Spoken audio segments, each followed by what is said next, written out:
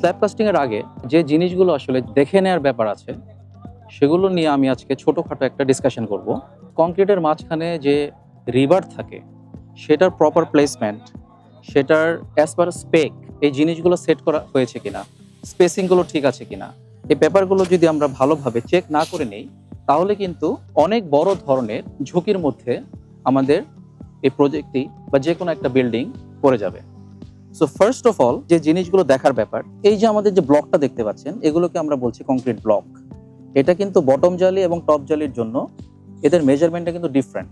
Normally একটা স্ল্যাবের bottom জালিতে আমরা 3/4 inch concrete block, 3.5 থেকে 4.5 ইঞ্চ আমাদের টপ রিবারের আমরা কংক্রিট ব্লকটা ইউজ করি।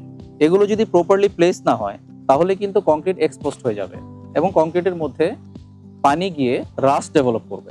অনেক সময় দেখবেন মুভমেন্টের জন্য বা যখন রড বেছানো হয় তখন কিন্তু এই ব্লকগুলো ডিসপ্লেস হয়ে যায়। সো এগুলো কিন্তু অবশ্যই ফোরম্যানকে দিয়ে বা ইঞ্জিনিয়ারকে দিয়ে ঢালাইয়ের আগে এগুলোর প্লেসমেন্টটা ঠিকঠাক মতো আছে কিনা এবং হ্যাপহ্যাজার্ডলি এগুলো যাতে না পড়ে থাকে, বিকজ আদারওয়াইজ এগুলো যদি হ্যাপহ্যাজার্ডলি পড়ে থাকে তাহলে কিন্তু এরা ফরেন পার্টিকেল হিসেবে কংক্রিটের মধ্যে থেকে যাবে। আরেকটা জিনিস হচ্ছে এই যে বিমটা আছে সে বিমটার প্রপার ডেপথ এবং উইথ সেটা অ্যাজ পার ডিজাইন আছে কিনা সেটা ডেফিনেটলি চেক করা, এবং এখানে বিমের যে স্টিরাপগুলো আছে সেই স্টিরাপগুলোর স্পেসিংটা অ্যাজ পার ডিজাইন আছে কিনা সেটা দেখা, এবং স্টিরাপের মধ্যে যে বেন্ডটা আছে এগুলোকে আমরা হুক বলি, এই হুকগুলো আছে কিনা এবং এই হুকগুলো অল্টারনেটলি আছে কিনা, অর্থাৎ এই স্টিরাপে এখানে তারপরেরটাতে এখানে, অর্থাৎ এটা অল্টারনেটলি এইভাবে আছে কিনা এটা একটু দেখা। এবং ইম্পর্টেন্টলি বিমের যে ক্লিয়ার কভার সেখানে ব্লকগুলো দেওয়া আছে কিনা, এখানে একটা ব্লক দেওয়া আছে এবং বটমে ব্লক, এগুলো কিন্তু খুবই ইম্পর্টেন্ট, অর্থাৎ এগুলো এনশিওর করে ক্লিয়ার কভার। এখানে দেখুন এটা কিন্তু আমাদের একটা সেফটি রোপ, এই জিনিসটা কিন্তু এনশিওর করাটা উচিত। এখন দেখেন এটাকে আমরা বলছি ছাদের একটি আউটলাইন বা স্ল্যাব আউটলাইন। এই আউটলাইনটা অ্যাজ পার ডিজাইন দেয়া আছে কিনা এটা অবশ্যই চেক করতে হবে, এবং নিচের স্ল্যাবের সাথে উপরের স্ল্যাবের আউটলাইনটা ঠিক আছে কিনা, অ্যালাইনমেন্ট আছে কিনা সেটা কিন্তু আমাদের যে প্লাম বব সেটা দিয়ে আমরা দেখে নিব।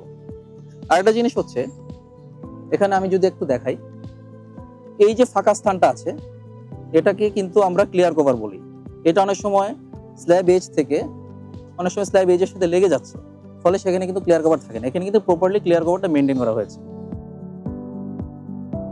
এখানে একটা রিভার এবং এখানে একটা রিভার, এটা এই দুটোকে আমরা ক্র্যাঙ্ক বার বলছি। এই ক্র্যাঙ্ক বারের মাঝখানে আমাদের বটমে একটা মেইন রড চলে গিয়েছে, অর্থাৎ অল্টারনেটলি ক্র্যাঙ্ক করে আমরা কিন্তু রডটাকে টেনে নিয়ে গিয়েছি। এখানে কিন্তু এক্সট্রা টপ দেওয়া আছে ইন বিটুইন দ্য, অর্থাৎ আমি যদি একটু দেখাই, it's a main bottom bar, then alternately crank bar, and then হচ্ছে মেইন রিভার বটম। তো একটা ক্র্যাঙ্ক বার এবং একটা মেইন বারের মাঝখানে কিন্তু এক্সট্রা টপ দেওয়া আছে। আরেকটা জিনিস হচ্ছে ঢালাইয়ের আগে অবশ্যই ছাদটাকে প্রপারলি আমাদের ভিজিয়ে নিতে হবে। কংক্রিট কিন্তু যদি ড্রাই সারফেসে ফেলা হয় তাহলে কিন্তু সে পানি পাবে না। এখানে যে ককশিটটা দেখতে পাচ্ছেন আপনারা, এটা হচ্ছে একটা ডাক্ট। এটা ডাক্টের যে সাইজটা অর্থাৎ লেন্থ এবং উইথ সেটা প্রপারলি ড্রয়িং অনুসারে আছে কিনা সেটা কিন্তু আমাদেরকে এনশিওর করতে হবে। তারপর হচ্ছে যে এখানে যে ইলেকট্রিক্যালের যে কন্ডুইট গুলো গিয়েছে সেগুলো প্রপার অ্যাজ পার ডিজাইন আছে কিনা সেটা এবং ইলেকট্রিশিয়ানকে দিয়ে অবশ্যই প্রপারলি চেক করে নিতে হবে। এটা যেহেতু 13th ফ্লোর, অনেক হাইট, এই জিনিসগুলো কিন্তু সেফটি মেনটেন না করলে আমাদের কিন্তু ওয়ার্কারদের সেফটিটা এনশিওর হবে না। সবাইকে একটা জিনিস অনুরোধ করব, একটা কাস্টিং এর আগে রিভারের প্লেসমেন্ট গুলো যাতে প্রপারলি অ্যাজ পার ডিজাইন, কোথায় ক্র্যাঙ্ক হবে, কত ডিস্টেন্সে ক্র্যাঙ্ক হবে, বিম কলাম জংশনে কোথায় ল্যাপিং আমরা দিতে পারবো, কোথায় ল্যাপিং দিতে পারবো না, কোথায় আমরা যেখানে ডাক্ট আছে সে ডাক্টে যে রিভারগুলো কাটা পড়ছে সেটাকে আমাদের কমপ্লিমেন্ট করার জন্য বা মিট আপ করার জন্য আমাদের ডায়াগোনাল এবং এক্সট্রা বারগুলো প্রপারলি এবং প্রপার সংখ্যায় দেওয়া আছে কিনা এই জিনিসগুলো অবশ্যই আমাদের মেনটেন করতে হবে। তাহলে কিন্তু একটা কাঠামো যে রিভার এবং কংক্রিটের উপর দাঁড়িয়ে থাকে সব কিছুর কোয়ালিটিটা মেনশিওর হবে। ধন্যবাদ।